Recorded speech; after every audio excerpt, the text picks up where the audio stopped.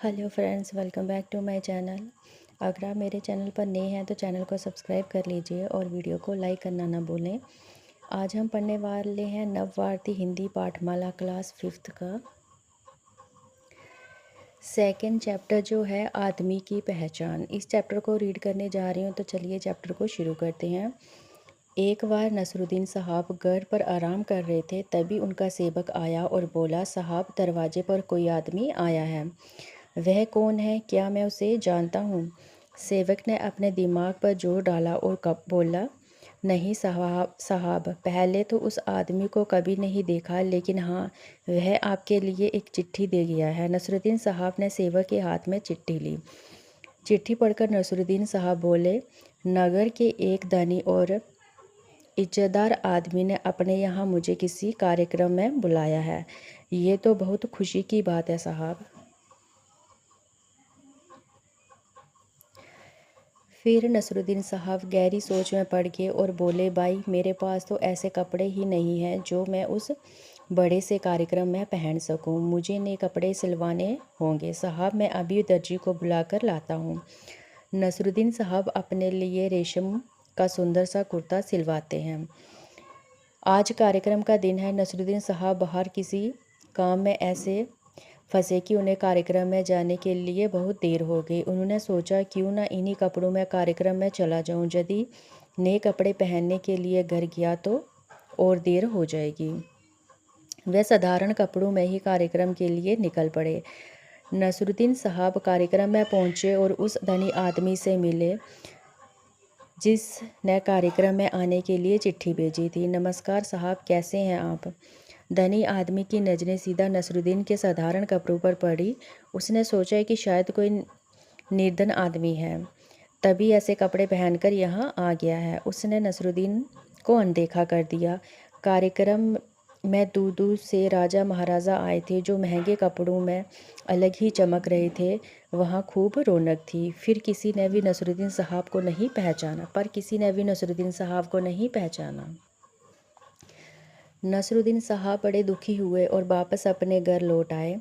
अपने मालिक को उदास देखकर सेवक ने पूछा, क्या हुआ साहब, आप तो कार्यक्रम में जाने वाले थे, क्या आप वहाँ से हो आए? नसरुद्दीन साहब ने सेवक को सारी बात बताई। उसे भी सुनकर अच्छा नहीं लगा। नसरुद्दीन सेवक को नए कुर्ते का डिब्बा और एक चिट्ठी देकर बोला, जाओ इस डिब्बे और चिट्ठी को उस धनी आदमी को दे आओ।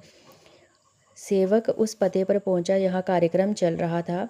वह धनी आदमी को डिब्बा और चिट्ठी देते हुए बोला, ये डिब्बा हमारे साहब नसरुद्दीन ने आपके लिए भिजवाया है और साथ में ये चिट्ठी भी।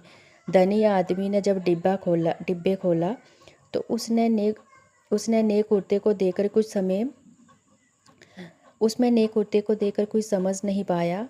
अब उसने चिट्ठी पढ़ी जिसमें लिखा था, जब मैं आपसे कार्यक्रम में मिला तो आपने मुझे पहचाना नहीं, क्योंकि मैंने पुराने व सस्ते कपड़े पहने थे। अब मैं समझ गया हूँ कि आपने मुझे नहीं बल्कि मेरे महंगे कपड़ों को कार्यक्रम में बुलाया था। ये कुर्ता नया व महंगा है, इसे इज्जत दीजिएगा। आपका नसरुद्दीन। चिट्ठी पढ़कर धनी आदमी को सब समझ में आ गया।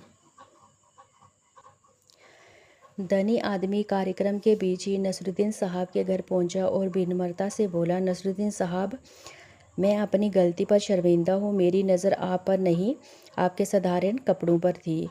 नसरुद्दीन साहब हल्के से मुस्काए और धनी आदमी को समझाते हुए बोले, साहब, ये समझ लीजिए कि आदमी की पहचान उसके कपड़ों से नहीं बल्कि उसके गुणों से होती है। धनी आदमी को अपने किए पर पछतावा हुआ। धनी आदमी ने नसरुद्दीन साहब को दोबारा कार्यक्रम में चलने का आग्रह किया। इस पर वह हंसकर बोले, हाँ हाँ, ज़रूर चलेंगे। अब तो मेरे पास समय है, मैं अभी ये रेशम का नया कुर्ता पहनकर आता हूँ। नसरुद्दीन साहब और वह धनी आदमी जब दोबारा कार्यक्रम में पहुंचे तो वहां उनका खूब अच्छे से स्वागत किया गया। तो इस कविता से हमें क्या संदेश मिलता है कि हमें आदमी के गुणों का सम्मान करना चाहिए, ना कि उनकी चीज़ों का। तो ये था आपका चैप्टर। तो चलिए अब हम इस चैप्टर के क्वेश्चन आंसर और एक्सरसाइज कर लेते हैं। सबसे पहले आपके शब्दार्थ दिए गए हैं। नेक्स्ट पार्ट में सोचिए और बताइए। ये आपके प्रश्न है, बाद में करेंगे। फर्स्ट पार्ट आपका दिया गया है चित्रकथा से पहले क्या हुआ, सही क्रम लिखकर बताइए। जिस तरह से आपका लेसन है उसी तरह से आपने फर्स्ट सेकंड थर्ड लाइंस बतानी है कौन कौन सी है। फर्स्ट लाइन आपकी रहेगी नसरुद्दीन को चिट्ठी भेजकर कार्यक्रम में बुलाया। सेकंड लाइन रहेगी नसरुद्दीन ने रेशम का कुर्ता पहना। थर्ड लाइन है नसरुद्दीन साधारण कपड़ों में ही कार्यक्रम में पहुंचे। फोर्थ लाइन कार्यक्रम में नसरुद्दीन ने किसी को नहीं पहचाना। फिफ्थ लाइन आएगी धनी आदमी नसरुद्दीन के घर गया। और सिक्स वाली कौन सी आएगी, कार्यक्रम में नसरुद्दीन का अच्छे से स्वागत किया गया। सेकंड पार्ट में आपका दिया गया है किसने किससे कहा, निशान लगाकर बताइए। वह आपके लिए एक चिट्ठी दे गया है। किसने कहा, सेवक ने नसरुद्दीन से कहा। इस डिब्बे और चिट्ठी को उस धनी आदमी को दे आओ। ये किसने कहा था, नसरुद्दीन ने सेवक से कहा था। मैं अपनी गलती पर शर्मिंदा हूँ, धनी आदमी ने नसरुद्दीन से कहा था। भाषा की दुनिया। अब देखिए, किसी प्राणी, वस्तु, स्थान, भाव आदि का बोध कराने वाले शब्द को संज्ञा कहते हैं। जैसे राम, दिल्ली, खुशी, बचपन। पाठ के आधार पर संज्ञा शब्द छांटकर खाली स्थान भरिए। एक बार नसरुद्दीन घर पर आराम कर रहे थे। मैंने पहले उस आदमी को नहीं देखा। धनी आदमी ने चिट्ठी पढ़ी। आपने मेरे महंगे कपड़ों को कार्यक्रम में बुलाया था। मैं अभी ये रेशम का कुर्ता पहनकर आता हूँ। ये आप इस तरह से लिखेंगे। नेक्स्ट पार्ट में संज्ञा के तीन भेद होते हैं। व्यक्तिवाचक, जो शब्द विशेष नाम का बोध कराते हैं। जातिवाचक, जो शब्द पूरी जाति का बोध कराए। और भाववाचक कौन से होते हैं, जो शब्द भाव का बोध कराए। दिए गए शब्दों को संज्ञा के सही भेद से मिलान कीजिए। सेवक क्या है, जातिवाचक। नसरुद्दीन ये व्यक्तिवाचक आएगा। राजा ये जातिवाचक आएगा। रौनक ये भाववाचक। मालिक जातिवाचक। इज्जत भाववाचक। ताजमहल व्यक्तिवाचक। और हंसी ये भी आपकी भाववाचक आएगी। थर्ड पार्ट में दिया गया है दिए गए शब्दों से बने भाववाचक संज्ञा शब्द पर टिक का निशान लगाइए। खुशी, खुश, खुशी। प्रसन्न, दुखी। पहचान, पहनना, पहनावा। विनम्र, विनम्रता। उदास, उदासी। सेवक, सेवा। ये आप इस तरह से लिखेंगे। तो चलिए अब हम इस चैप्टर के क्वेश्चन आंसर कर लेते हैं। फर्स्ट प्रश्न आपका रहेगा, नसरुद्दीन साहब को जो चिट्ठी मिली उसमें क्या लिखा था। उत्तर लिखेंगे, नसरुद्दीन साहब को मिली चिट्ठी में नगर के एक आदमी, धनी आदमी ने उन्हें अपने यहाँ किसी विशेष कार्यक्रम में आने का बुलावा दिया था।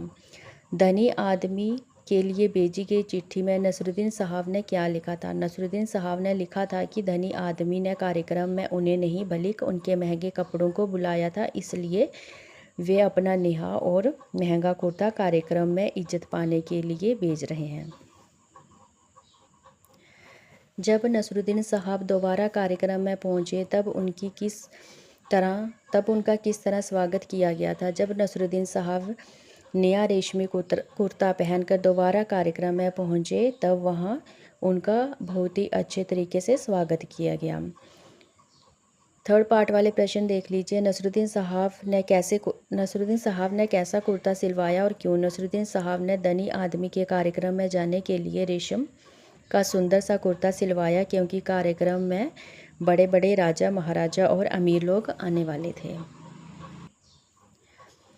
नसरुद्दीन साहब साधारण कपड़ों में ही कार्यक्रम में क्यों चले गए। कार्यक्रम वाले दिन नसरुद्दीन साहब किसी काम में इस तरह फंस गए कि उन्हें देर हो गई। उन्होंने सोचा कि यदि वे नए कपड़े पहनने के लिए घर जाएंगे तो और अधिक देर हो जाएगी, इसलिए वह साधारण कपड़ों में ही चले गए। नसरुद्दीन ने धनी आदमी के लिए कुर्ते का डिब्बा क्यों भिजवाया। धनी आदमी ने नसरुद्दीन साहब के साधारण कपड़े देकर उन्हें अनदेखा कर दिया था। नसरुद्दीन साहब उसे ये एहसास कराना चाहते थे कि उसने इंसान को नहीं बल्कि महंगे कपड़ों को आमंत्रित किया था। कार्यक्रम के बीच में धनी आदमी नसरुद्दीन साहब के घर क्यों गया। नसरुद्दीन साहब की चिट्ठी पढ़कर धनी आदमी को अपनी भूल का एहसास हो गया था। वह अपनी गलती पर शर्मिंदा था और नसरुद्दीन साहब से माफ़ी मांगकर उन्हें दोबारा ससामान बुलाने गया था। आदमी की पहचान कैसे होती है। आदमी की पहचान उसके महंगे कपड़ों या धन दौलत से नहीं बल्कि उनके अच्छे गुण, स्वभाव और व्यवहार से होती है। तो ये था आपका सेकेंड चैप्टर, आदमी की पहचान। उम्मीद है आपको अच्छे से समझ आ गया होगा। तो चलिए अब हम मिलते हैं अपनी नेक्स्ट वीडियो में। तब तक के लिए गुड बाय।